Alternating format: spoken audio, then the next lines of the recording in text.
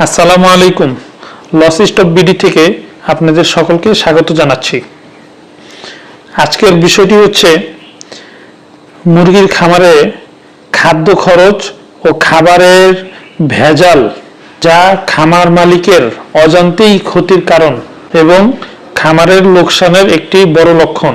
খাদ্য খরচ বৃদ্ধি পাওয়া এবং খাবারে ভেজাল মিশ্রিত হওয়া, এই বিষয়ে আজকে আপনাদের সামনে কিঞ্চিত আলোকপাত করব।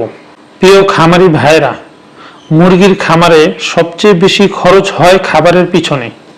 আজকে আমি বলবো কিভাবে খাবারের খরচ আর ভেজাল ফিডের কারণে খামারি ক্ষতির শিকার হন।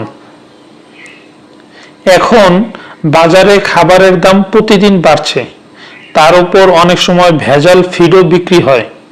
এই ভেজাল খাবার খেলে মুরগি বড় হয় না, ডিম দেয় না, আর রোগে আক্রান্ত হয়। ফলাফল কি?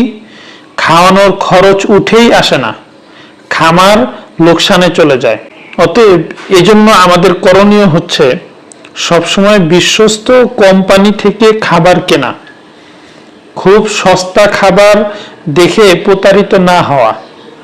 চাইলে নিজেরা ভুট্টা, সয়াবিন, ভুসি মিশিয়ে ফিড তৈরি করা, এতে খরচও কমবে, গুণগত মানও নিশ্চিত হবে। মনে রাখবেন, ভালো খাবারই মুরগিকে সুস্থ রাখে আর খামারিকে লাভবান করে। পরিশেষে সকলের কাছে অনুরোধ থাকবে, ভিডিওটি শেয়ার করুন যেন অন্য খামারিরাও ভেজাল খাবার থেকে সাবধান হতে পারে।